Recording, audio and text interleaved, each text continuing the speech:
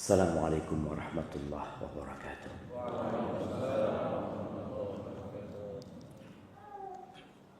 Alhamdulillah alladzi ahyana ba'dama amatana wa ilaihin nusyur. Segala puji bagi Allah Jalla Jalaluh yang telah menghidupkan kita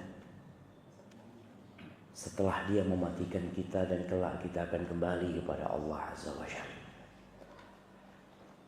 Alhamdulillah alladzi radda ilaina arwahana wa afana fi ajsadina wa adhina lana bidzikri.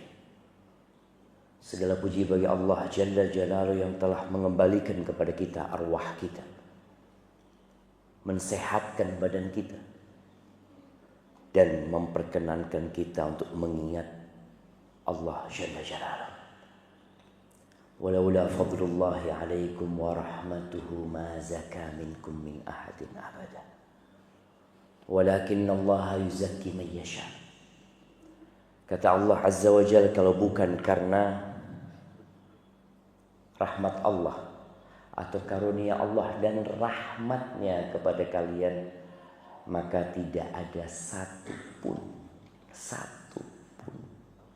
tidak akan ada di antara kalian yang mendapatkan petunjuk, yang mengerti jalan kebenaran, yang sholat. Nggak ada. Selama-lamanya nggak akan ada. Akan tetapi Allah mensucikan siapa yang Dia kehendaki. Dan semoga Allah Azza wa Jalla membimbing kita untuk terus berada di jalannya sampai ajal menjemput kita.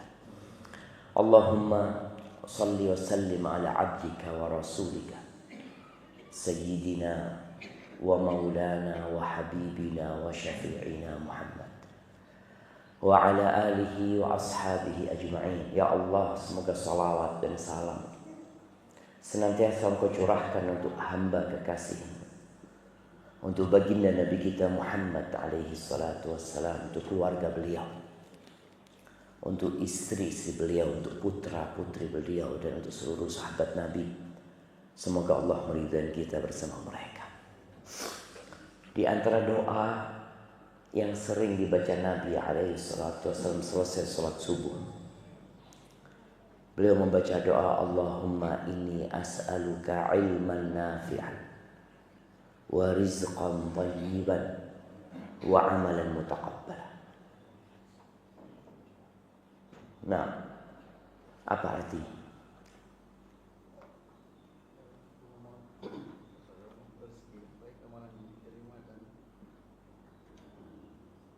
Yang pertama, inni as'aluka ilman nafi'an. Yang pertama apa?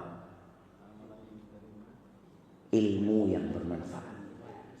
Rizki yang baik, baru amal yang diterima. Masya Allah, barakallahu fikum. Yang pertama diminta itu ilmu, ilman nafi'an. Tidak sembarang ilmu. Kita tahu mungkin ada puluhan bahkan ratusan disiplin ilmu, tapi tidak semua ilmu bermanfaat. Yang diminta ilmu yang bermanfaat. Apakah menghafal Al-Quran bermanfaat? Tergantung niatnya. Boleh jadi menghafal Al-Quran, belajar ilmu agama nggak manfaat tatkala niatnya salah. Dan kita tahu korek api neraka adalah siapa? Ustaz, imam, qari'ul Quran. Itu jadi koreknya. Ketika Nabi alaihi salatu wasallam menyebutkan awwalu man tus'ar bihin nar, dalam hadis riwayat Imam Muslim dan Tirmidzi, awwalu man tus'ar bihin nar yaumil qiyamah thalath. Yang pertama menjadi korek api neraka pada hari kiamat nanti bukan malingnya, bukan pemerkosa, bukan koruptor yang mungkin kita akan benci sama mereka. Tapi ternyata yang menjadi korek api neraka yang pertama, alimun wa qari'ul Quran. Orang yang alim dan pandai membaca Al-Quran. Apa penyebabnya orang alim hafal Quran jadi qari api neraka? Ketika Allah menyidang dia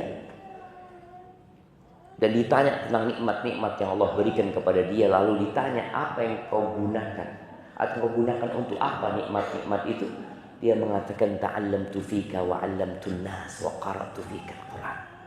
Aku belajar agama untuk mencari keridhaanmu dan aku ajarkan kepada manusia lillahi ta'ala, dan aku menghafal Al-Quran dan membacanya untuk mendapatkan rahmatmu. Kata Allah, kadzabta, bohong, dusta. Innama ta'allamta liyuqala alim wa qara'ta liyuqala qari.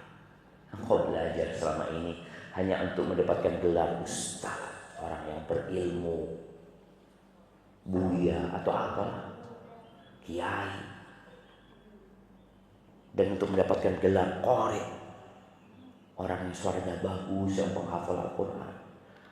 Kata Allah, waqad qil, dan udah selesai. Engkau ketika hidup di dunia manusia menyanjung-nyanjungmu, sudah. Thumma umira bihi fasuhiba ala wajhi thumma turiha finnar. Kemudian orang yang diperintahkan malaikat untuk menyeret wajahnya dan dilemparkan ke dalam api neraka. Na'udzubillah. Yang kedua, orang yang mati syahid, mati di medan perang, jadi koreknya api neraka. Gara-gara apa? Salah niatnya. Yang ketiga, orang kaya yang dermawan, bangun masjid, ya, bangun sekolahan, anak yatim dia tanggung, janda-janda dia bangunkan rumah. Bahkan ketika ditanya orang kaya yang dermawan ini, dia mengatakan, ma min sabilin tuhibbu an yunfaqa fihi illa anfaqtu fihi lak. Ya Allah, tidak ada satupun jalan kebaikan yang engkau suka, harta yang kau berikan kepadaku diinfakkan ke sana, melainkan aku sudah berinfak di sana laka. Artinya lillahi ta'ala, untukmu ya Allah. Mungkin kita kalau dengan orang kayak gini, kita masya Allah, barakallahu fiik, ahsanta, wa rafa'allahu qadrak, jazakallahu khairan. Kita nggak tahu dengan isi hati, tapi Allah tahu dengan yang terbetik di hati. Allah katakan kadzabta, bohong, dusta. Innama anfaqta liyuqala jawad. Engkau selama hidupmu berinfak hanya untuk mendapatkan gelar al-jawad, orang yang dermawan, orang yang baik hati. Waqad qil, dan udah disebutkan, udah selesai, kau cari itu. Kemudian orang itu dilemparkan dalam api neraka. Na'udzubillah minan nar.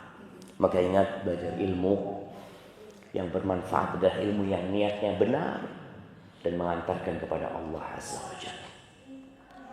Jamaah rahimakumullah, hari ini, pagi ini kita hendak berbicara tentang rahmat Allah Azza wa Jalla, yang Nabi kita Muhammad alaihi salatu wasallam pernah mengatakan, la yadkhulu ahadukumul jannata bi'amalihi. Tidak ada satupun di antara kalian yang akan masuk surga dengan amalannya. Hatta anta ya Rasulullah, sampai engkau wahai Rasulullah alaihi salatu wassalam, ya Rasulullah, sampai engkau ya Rasulullah. Yang beliau sholat sampai bengkak kaki, yang beliau menegakkan agama Allah, diusir, dimaki, mau dibunuh, dilemparin batu alaihi salatu wassalam.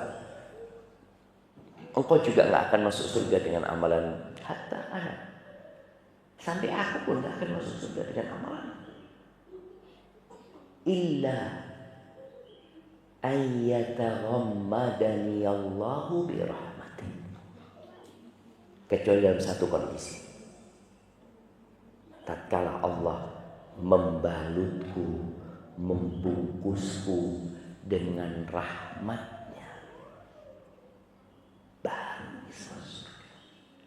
Maka jangan ada yang GR, yang ujung sama amalannya. Nggak akan, jamaah. Iya, Amalan sebagai sebab penetapan derajat di sana di surga dengan amalan, betul. Walikullin darajatun mimma amil. Semua akan mendapatkan derajat nanti berdasarkan amalannya. Tapi masuk surga dengan rahmat Allah Azza wa Jalla. Amal hanya sebab. Ahibati fillah, sering kita dengar ucapan almarhum. Oh, siapa? Fulan. Oh, sudah almarhum. Apa artinya almarhum ini? Artinya fulan yang dirahmati Allah. Apakah ucapan ini boleh atau tidak boleh? Para ulama membagi menjadi dua ucapan almarhum. Kalau almarhum itu kita memberitakan bahwa dia dirahmati Allah, maka nggak boleh. Dari mana antum tahu dia dirahmati Allah? Dari mana? Boleh jadi dia sedang disiksa di kuburnya sekarang, antum katakan almarhum. Hati-hati ketika kita ngomong. Tapi kalau maksudnya doa, semoga dirahmati Allah, mudah-mudahan dirahmati Allah. Jadi maksudnya itu nggak apa-apa. Makanya kalau kita lihat bahasanya para ulama terdahulu, mereka mengatakan apa? Rahimahullah.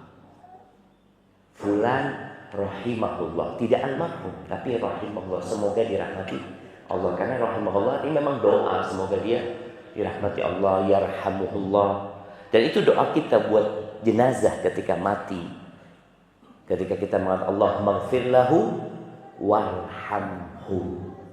Ya Allah, ampuni dia dan rahmati dia. Dan ternyata almarhum ini sepertinya, Anda nggak tahu, mungkin sekarang sudah menjadi kata-kata Indonesia yang artinya mati. Bukan doa, bukan informasi yang dirahmati, enggak. Kucingmu mana? Oh, sudah almarhum. Iya. Tetanggamu yang non muslim, oh sudah almarhum. Dia tidak mendoakan dan tidak menginformasikan dia dirahmati Allah, tapi mau ngasih tahu sudah mati supaya kata-katanya lebih sopan gitu namanya. Tapi sebenarnya enggak, kata-kata itu tetap ingat almarhum itu artinya yang dirahmati, atau kita menginformasikan semoga Allah merahmati dia. Ahibati billah, Allah Azza wa Jalla di antara namanya adalah Ar-Rahman Ar-Rahim. Dan Allah memulai Al-Quran dengan Bismillahirrahmanirrahim, yang dengannya Allah mengumumkan kepada seluruh makhluknya bahwa kitab ini diturunkan dengan rahmat. Isinya semua rahmatnya. Dan Nabi kita Muhammad SAW diutus, wa ma arsalnaka illa rahmatan lil alamin. Tidaklah kami mengutusmu kecuali rahmat untuk alam semesta ini. Maka isinya semua rahmat. Sampai musibah-musibah yang menimpa manusia itu salah satu tanda rahmat Allah. Oh, bisa. Orang sakit di situ ada rahmat Allah. Iya. Orang di PHK di situ ada rahmat Allah. Nah, Allah tuh ingin orang ini balik kepada Allah Azza wa Jalla. Bahkan Nabi alaihi salatu wasallam mengatakan, "Idza ahabballahu 'abdan ibtala."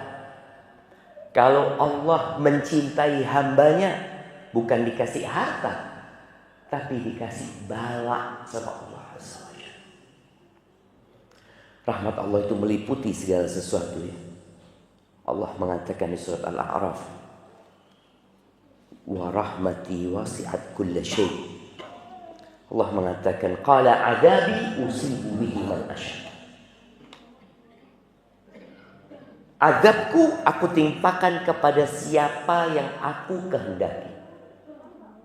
Wa rahmati wasi'at kulla syai'. Adapun rahmatku maka dia meliputi segala sesuatu. Sampai tadi orang sakit pun itu tanda rahmat Allah Azza wa Jalla. Ketika Nabi SAW membesuk seorang sahabat yang namanya sahabat perempuan, sedang sakit dia, namanya Ummu Sa'id. Beliau mengatakan, "Malaki ya Ummu Sa'id, tuzakzifi. Kenapa engkau menggigil?" Kata Ummu Sa'id, "Allahumma ya Rasulullah, la barakallahu fi." Demam ya Rasulullah, panas. Semoga Allah tidak memberkati itu panas. Kata Nabi SAW, la tasubbil humma. Engkau jangan cela demam ini. Karena dia datang untuk membersihkan seseorang dari dosa-dosa. Nabi Ayub alaihissalam. Maka kita itu harus kenal dengan rahmat Allah. Supaya tidak ada lagi prasangka-prasangka buruk kepada Allah Azza wa Jalla.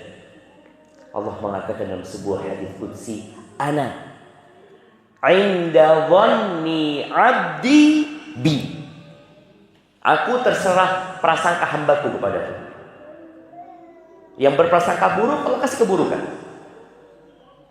Tapi kalau dia berprasangka baik, Allah kasih kebaikan. Nabi Ayub alaihissalam, beliau dikasih bala yang gak kebayang antum semua. Dan kita tahu orang tua tuh kalau ditinggal anak itu sering disebut belahan jiwa. Jiwanya itu 1 mati, 2 mati, 3, 4 mati semua anak-anak. Dalam kondisi mereka mati, hartanya habis. Udah habis. Engkau gak doa minta sama Allah. Doa lah tentu. Tapi Nabi Ayub ngomong, berapa lama kita hidup senang? 70 tahun. Terus sekarang sakit ini, susah ini, ya baru 18 tahun. Dia mengatakan 7-18 tahun dalam beberapa riwayat. Nabi Ayub mengatakan, nanti aku mau minta kalau sudah 70 tahun. Tapi akhirnya Nabi Ayub berdoa. Karena ada omongan-omongan yang tidak baik dengan dakwah beliau. Masyarakat mengatakan Ayub tuh dapat penyakit itu karena dosa-dosa. Oh, ini bahaya. Prasangka ini berbahaya dengan dakwah beliau. Akhirnya orang gak akan ngikutin dakwah beliau. Akhirnya Nabi Ayub berdoa. Siapa yang ingat doanya Nabi Ayub? Nah,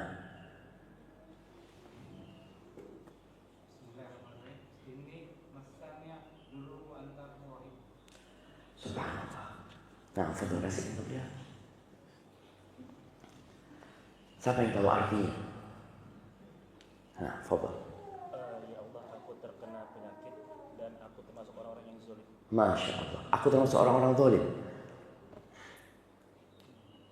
Gak apa-apa. Tapi bukan termasuk orang-orang zalim. Itu doanya Nabi Yunus yang mengatakan, "Nah, la ilaha illa anta subhanaka inni kuntu minadh dhalimin." Ada doanya Nabi Ayub, wa ayyuba, kata Allah, wa ayyuba idh nada rabbahu anni massani ad-dur wa anta arhamur rahimin. Dan Ayub ketika menyeru Tuhannya mengatakan, aku disentuh, massani ad-dur, disentuh dengan sesuatu yang membahayakan, dengan penyakit. Wa anta arhamur rahimin, dan engkau adalah yang maha pengasih di antara semua yang mengasih. Allah fastajabna lahu.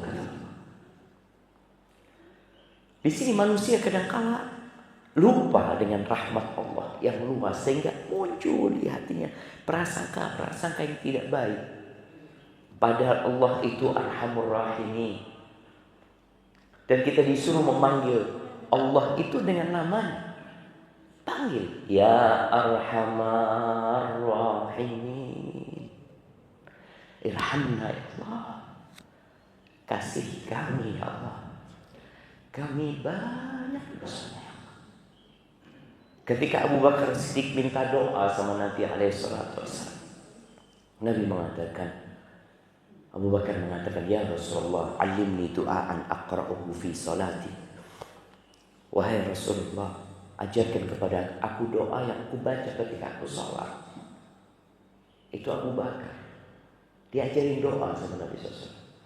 Qul ya Abu Bakar, Allahumma inni zalamtu nafsi zulman katsira wa la yaghfiru dzunuba illa anta faghfir li maghfiratan min 'indika warhamni innaka antal ghafurur rahim. Ya Allah, aku banyak menzalimi diriku sendiri, ya Allah. Jadi sekelas Abu Bakar berburuk sangka kepada dirinya dan berbaik sangka kepada pencipta. Sebagian kita baru sholat di soft pertama.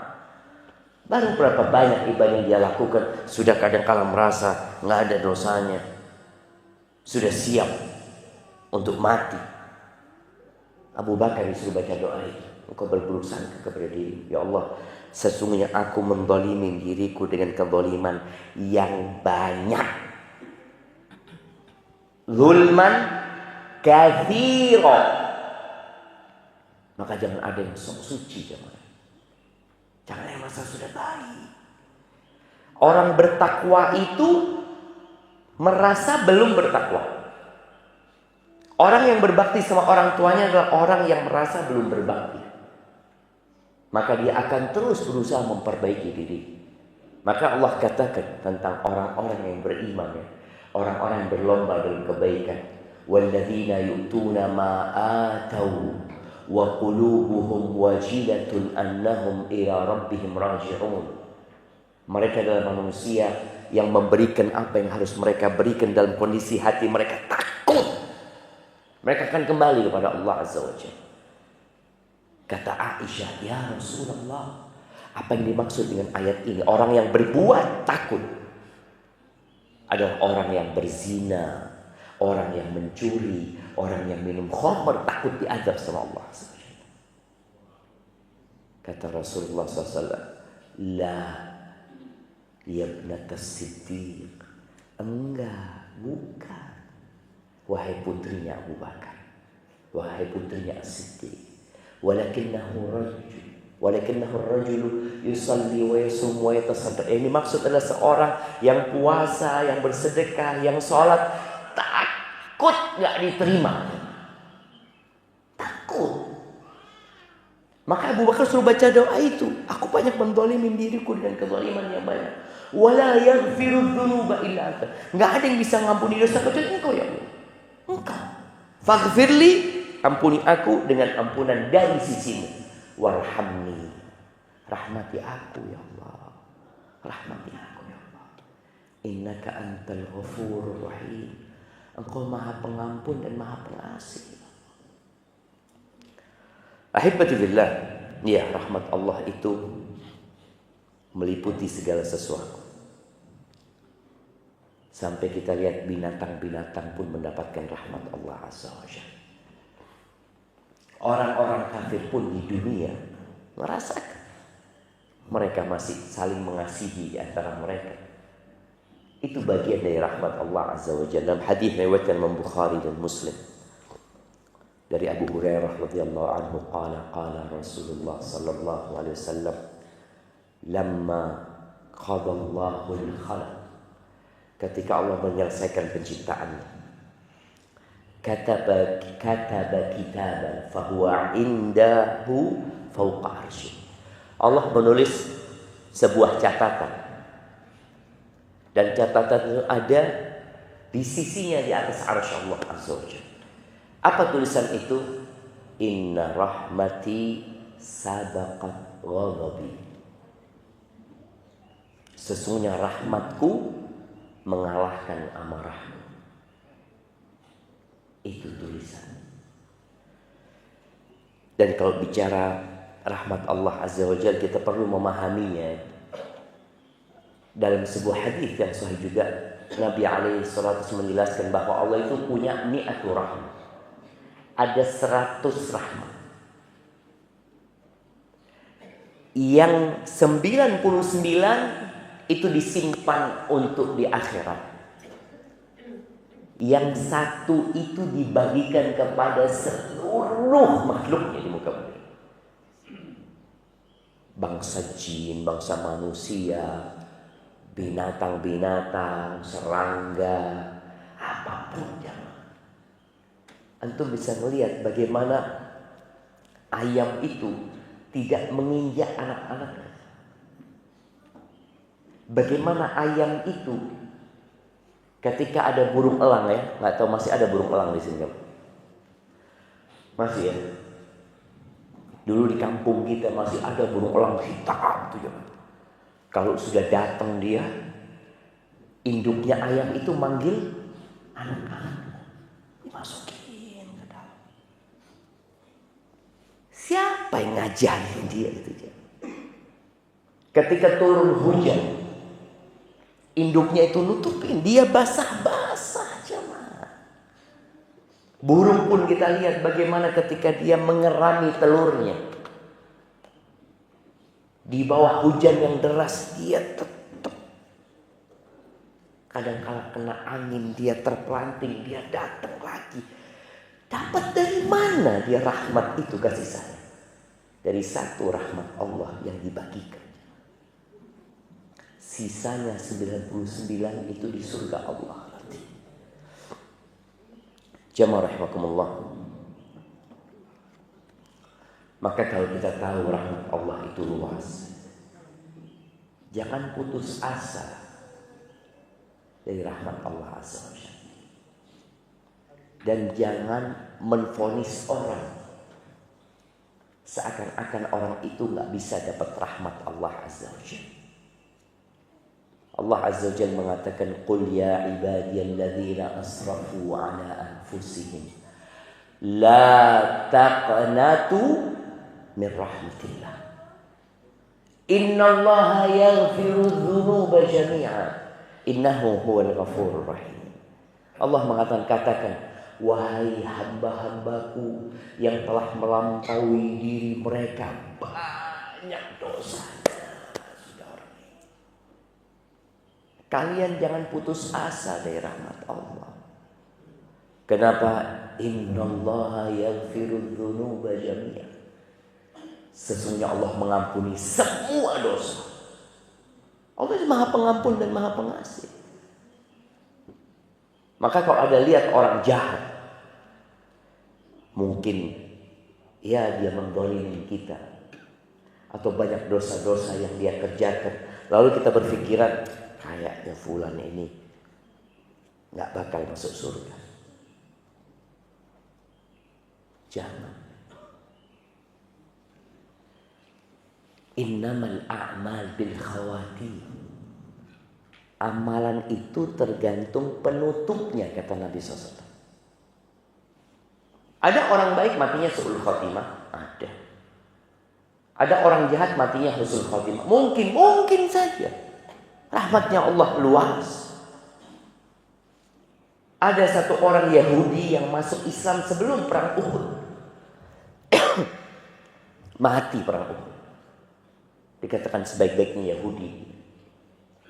Ada satu sahabat yang terlambat masuk Islamnya dari kalangan Ansor, dari Bani Abdul Ashhal. Baru masuk Islam itu ketika perang Uhud. Ketika selesai perang dia mati. Usairim namanya. Ditanya, loh engkau ini perang dalam rangka membela kaummu atau menegakkan agama Allah? Karena ada orang perang hanya untuk bangsanya, negaranya, kaumnya ada. Bukan karena lillahi ta'ala. Sedangkan innamal a'malu binniyat. Ditanya, engkau ini gimana? Enggak, aslamtu lillah. Aku sudah masuk Islam. Mati siapa? Belum pernah sujud satu kali pun. Rahmat Allah itu luas. Di dalam hadis yang diriwayatkan oleh Abu Dawud, Nabi alaihissalam menyebutkan bahwa ada 2 orang laki-laki. Kana fi Bani Israel mutahabbain. Dua orang dari kalangan Bani Israel. Dua orang yang saling mencintai jemaah. Tapi yang satunya semangat beribadah, tekun beribadah. Yang satunya ka'annahu yaqulu mudhnib. Kayaknya Nabi mengatakan orang itu pelaku dosa. Ada dua orang saling mencintai, mungkin teman, kalau sekarang teman SD, teman SMP ya. Yang satunya taat, yang satunya ya kadang-kala datang kajian, nggak datang kajian, kadang-kala ke tempat maksiat. Yang taat ini setiap kali ketemu sama temannya berbuat dosa, dia mengatakan aksir amma anta fi. Ayo cukuplah, berhenti berbuat dosa, tahan dirimu, kata dia. Apa kata temannya? Khallini wa rabbi. Udah gak usah ngurusin aku, biarkan aku bersama Tuhanku. Dia yakin sama Allah Azza wa Jalla. Khallini wa rabbi, biarkan aku bersama Tuhanku. Udah. Sampai kata Nabi SAW, hatta wajadahu yawman ala dambin ista'zam. Sampai suatu hari ketemu sama temannya ini lagi berbuat dosa yang dianggap ini dosa besar. Maka temannya sebagai sahib, aksir, berhenti kau berbuat dosa, tahan dirimu. Biasanya orang itu memang gak suka dengan orang yang memberi nasihat. Kita gak suka. Ini orang sama, dia gak suka. Dia mengatakan khallini wa rabbi, biarkan aku sama Tuhanku. Abu Isa alaina raqiban, apakah engkau diutus untuk menjadi pengawas? Ini bikin sakit hati aja. Maka kudu sabar kita ketemu sama sahib-sahib. Udah gak usah ngurusin anak tuh. Ada orang-orang kayak gitu. Lalu temennya sakit hati ya, gara-gara ucapan pelaku dosa ini. Dia bersumpah mengatakan, wallahi la yaghfirullahu laka abadan wa la yudkhiluka Allahul jannah abadan. Demi Allah, Allah tidak akan mengampuni dosa-dosamu selama-lamanya dan tidak akan memasukkanmu ke surga selama-lamanya. Bayangin. Kadang-kadang ada orang tadi merasa baik, melihat orang lain banyak dosanya, dia memikirnya orang penghuni neraka. Qala fa ba'atsallahu ilaihi malakan. Allah kirim malaikat mencabut nyawa keduanya, kemudian keduanya disidang. Faqala lil mudhnib. Allah katakan kepada pelaku dosa ini, lihat. Allah katakan kepada pelaku dosa ini, udkhulil jannata birahmati. Masuklah surga dengan rahmatku. Tadi di awal kita sudah bicarakan. Orang masuk surga bukan dengan amalannya, tapi dengan rahmat Allah. Amalan hanya sebab. Maka Allah mengatakan kepada pelaku dosa ini, udkhulil jannata birahmati. Lalu berkata kepada yang taat, yang rajin ibadah ini, Allah mengatakan, atastati'u an tahdhura ala 'abdi rahmati. Bisakah engkau menghalangi rahmatku dari hambaku? Bisa enggak? Bisa engkau? Allah mengatakan kepada orang ini, la ya Rabb, enggak bisa. Siapa dia? Qala dhhabu bihi ila an-nar. Kata Allah, bawa dia ke neraka. Abu Hurairah mengatakan, walladzi nafsi biyadihi la takallama bikalimatin awbaqat dunyahu wa akhiratuh. Tuh orang salah ngomong, dunia akhiratnya hilang. Maka tadi berusaha kita untuk senantiasa berbaik sangka sama Allah, berbaik sangka sama orang lain, berburuk sangka kepada siapa? Kepada diri kita sendiri. Iya, kita kasih nasihat sama orang, tapi kudu sabar sama jamaah. Wa tawassaw bil haqq wa tawassaw bis sabr. Dan yang terakhir, bagaimana cara kita mendapatkan rahmat Allah Azza wa Jalla? Allah mengatakan di surat Al-A'raf ayat 56, inna rahmatallahi qaribun minal muhsinin. Sesungguhnya rahmat Allah itu dekat dekat dari orang-orang muhsin. Muhsin itu yang artinya berlaku ihsan. Ihsan itu tingkatan agama yang tertinggi. Ada 3 tingkatan beragama. Siapa yang menyebutin? Tiga tingkatan dalam beragama. Islam, iman, ihsan. Ahsan, tabarakallah, terima kasih. Nah, Islam dia zahir, iman naik lagi, dia sudah semakin kuat batinnya. Ihsan, an ta'budallaha ka'annaka tarah, fa in lam takun tarahu fa innahu yarah. Engkau beribadah kepada Allah seakan-akan kau melihat Allah Azza wa Jalla. Melihat Allah dengan asma'nya, sifatnya, dengan keagungannya, dengan tanda-tanda kebesarannya. Ketika engkau gak bisa, gak nyampe tingkatan itu, ya sudah, ada yang di bawah. Fa in lam takun tarahu fa innahu yarah. Beribadah kepada Allah, merasa senantiasa diawasi Allah Azza wa Jalla. Itu ihsan. Jadi rahmat Allah dekat kepada orang-orang al-muhsinin. Baik, ihsan yang ada 2 macam ihsan. Dari ihsan dalam beribadah kepada Allah, ada ihsan kepada hamba-hamba Allah Azza wa Jalla. Nabi alaihi salatu wasallam mengatakan, innallaha katabal ihsan ala kulli syai'. Sesungguhnya Allah menetapkan agar kita berbuat ihsan. Ihsan itu artinya berbuat baik dan menyempurnakan kebaikan kita atas segala sesuatu. Idza qataltum fa ahsinul qitla. Kalau kalian membunuh, bunuhlah dengan cara yang baik. Apa binatang yang dibunuh? Tikus umpama. Kita diperintahkan untuk membunuh tikus. Jangan disiksa tikus itu.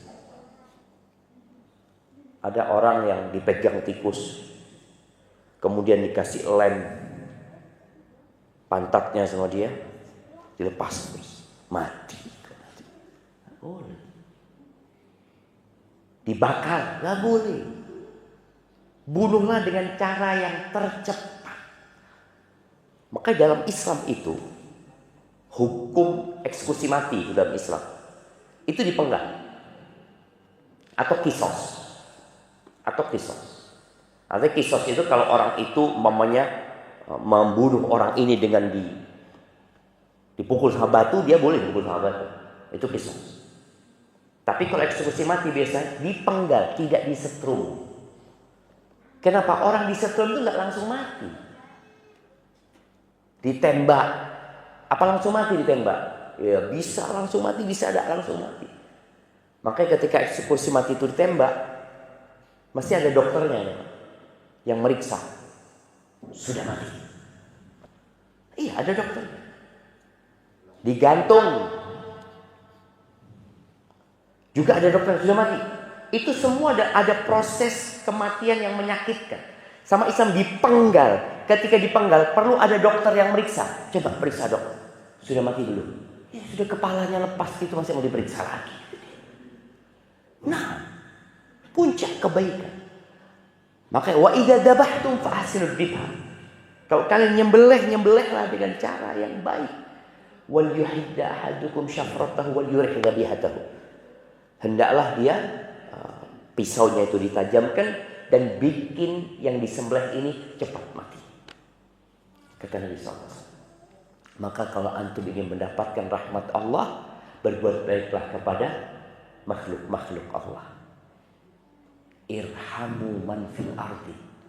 Kata Nabi SAW, yarhamkum man fis sama. Rahmati, kasihi yang di bumi, maka Allah yang di langit akan mengasihi kalian. Jadi hendaklah kita berbuat kasih kepada semuanya, kepada keluarga kita, kepada anjing pun. Antum ingat ya, seorang pelacur memberi minum seekor anjing karena kesian sama tuh anjing. Apa yang terjadi? Allah masukkan ke surga, ngasih minum anjing. Pelacur. Apa dia orang soleh? Maka tolong kasih yang di bumi. Allah akan mengasihi kita insyaallah. Baik ahibati fillah, itu mungkin dapat Anda sampaikan. Ada beberapa pertanyaan di sini.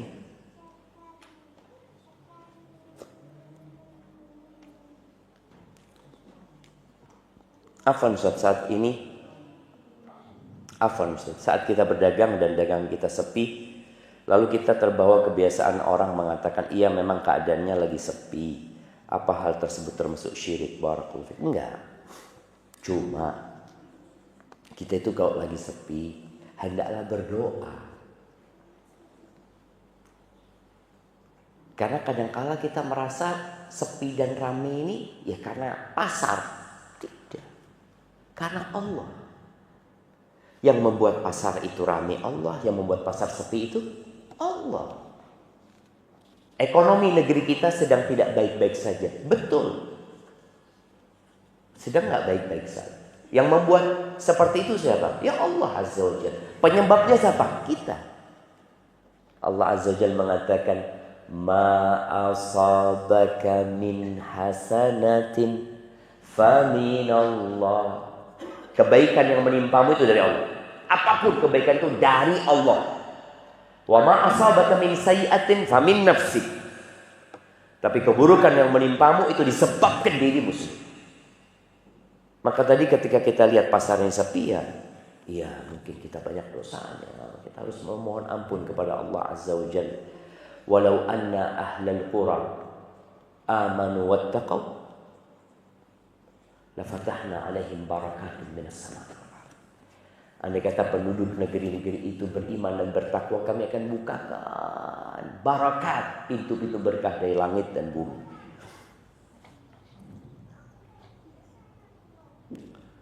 Di era informasi ini, saya seringkali merasa overthinking dengan pencapaian rekan saya yang sudah sukses secara materi. Kiat apa yang harus dilakukan demi membentengi diri? Beri saya saran agar bisa semangat dalam menjalani hidup ini. Ahibbati fillah, rizki yang sudah Allah tetapkan itu seharusnya membuat kita tenang hidup. Tapi tatkala kita nggak beriman dengan takdir, orang itu akan depresi, akan stres. Orang itu sukses, berhasil, karena udah takdirnya dia sukses dan berhasil. Oh enggak usah, dia itu memang orang pekerja keras, pintar anaknya. Banyak yang pekerja keras, pintar nggak sukses gitu. Enggak, karena Allah kasih rezeki.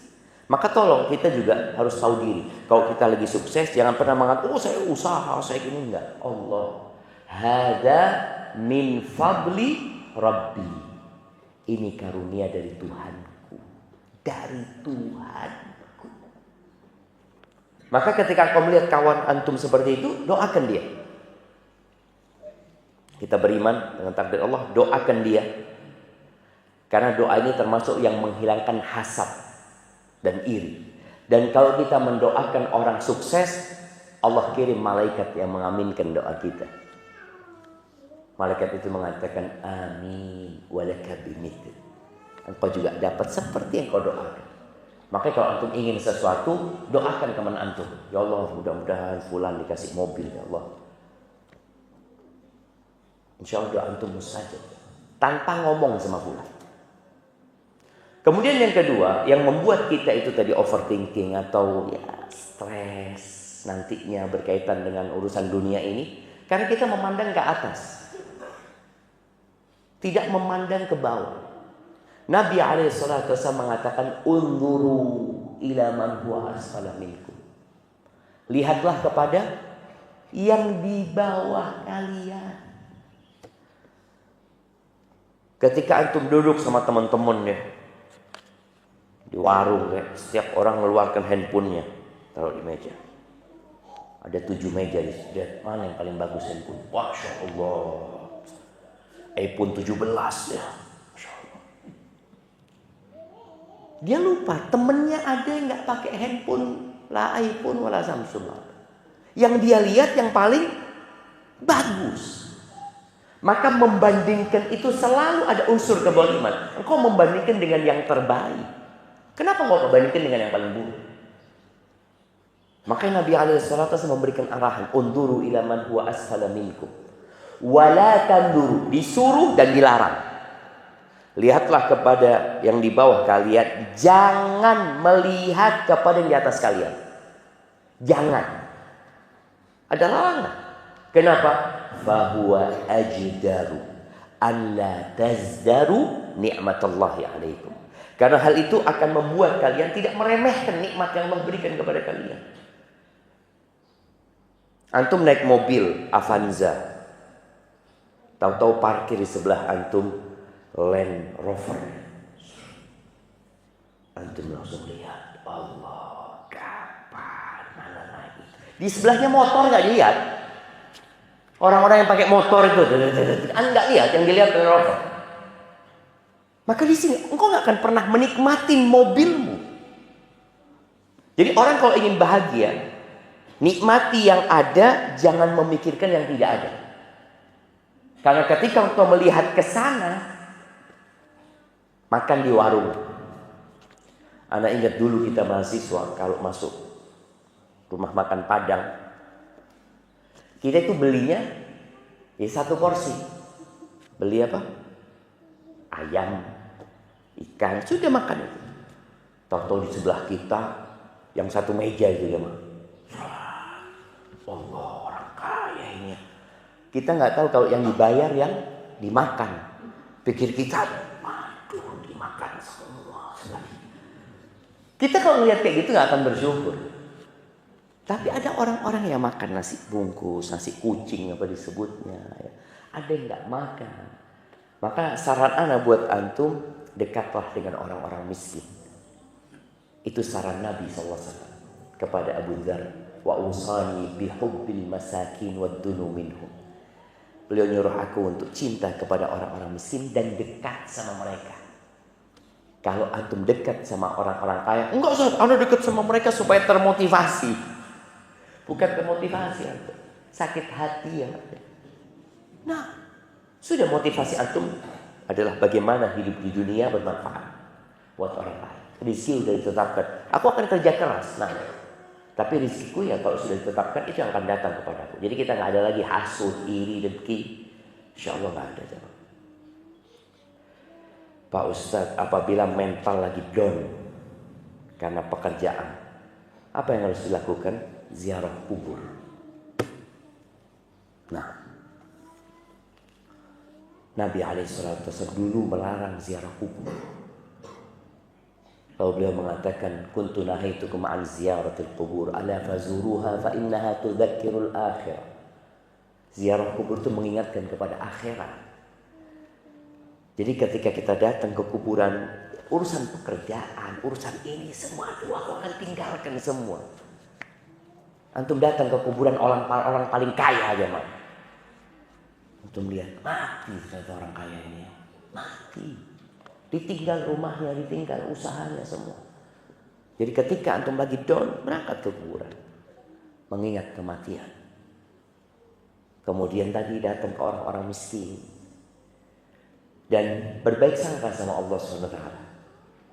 Karena Allah kalau cinta sama hambanya dikasih ujian. Gitu. Dikasih ujian sama Allah. Apa hukumnya seorang pejabat negara menggunakan ijazah palsu?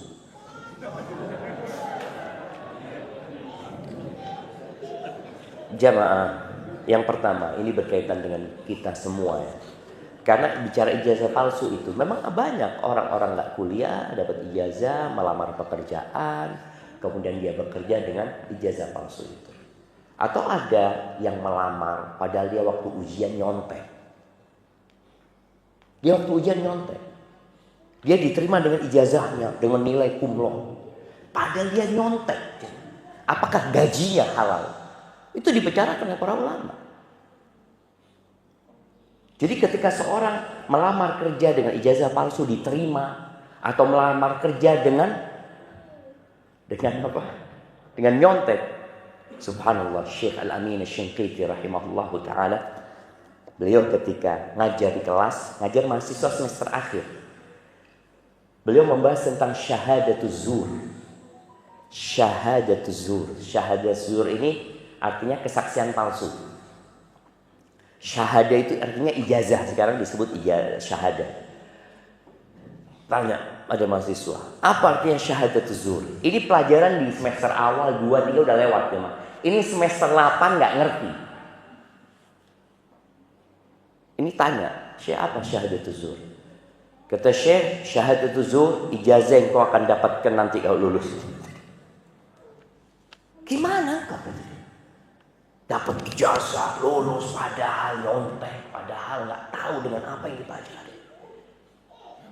Para ulama membahas, kalau ternyata dia kerja di tempat itu dan dia orang yang berkompeten dalam pekerjaannya, nggak apa-apa. Tapi kalau ternyata dia nggak berkompeten, keluar. Antum nggak berkompeten untuk kerjakan itu, akan merugikan perusahaan, merugikan negara, pokoknya seperti itu. Tapi tadi kalau pakai ijazah palsu, negara yang akan menghukumnya. Tapi tadi jamaah, ketika kita tidak berkompeten ya dengan ijazah palsu atau dengan contekan tadi, maka hendaklah. Jadi ijazah palsu itu sebenarnya bukan ijazah palsu kalau kita lihat ya. Ijazah palsu itu nggak bisa dideteksi karena dia nggak ada catatannya. Anda ngajar di kampus. Jadi setiap ijazah itu ada nomornya. Ada nomornya. Nomor itu bisa dicek. Jadi benar ada nomor itu. Tapi dia sekolahnya nggak benar, nyontek dia. Jadi ijazahnya jadi palsu gitu loh jamaah sebenarnya. Engkau nggak layak lulus sebenarnya. Maka hati-hati dengan seperti itu. Apa hukumnya mandi wajib junub jika tidak ada air? Ya nggak mandi. Kalau nggak ada air, tayamum.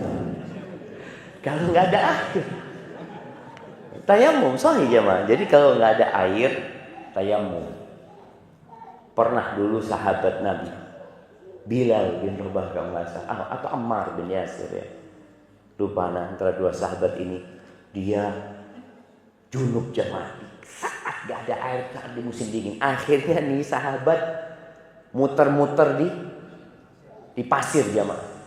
Seperti ayam untuk tahu ya, kadang-kala atau kucing seperti itu. Lalu Nabi SAW mengajarkan tayamum. Enggak, cukup buat tayamum saja gitu. Jadi kalau nggak ada air atau nggak bisa menyentuh air karena sakit ya atau apa, maka cukup dengan tayamum. Jemaah itu yang dapat Anda sampaikan karena Anda harus menuju ke bandara. Jazakumullah khair. Terima kasih banyak kepada DKM Masjid Nurul Husna. DKM apa PKM? PKM. Apa PKM itu? Pengurus. Kalau di Jawa itu DKM, Dewan Kemakmuran Masjid. Ini PKM, pengurus kesejahteraan. Oke. Sejahtera belum tentu makmur. Makmur belum tentu. Allah ibarik fikum. Kurang lebihnya mohon maaf. Subhanakallahumma bihamdika asyhadu an la ilaha illa anta astaghfiruka wa atubu ilaik. Wassalamualaikum warahmatullahi wabarakatuh. Langsung jalan.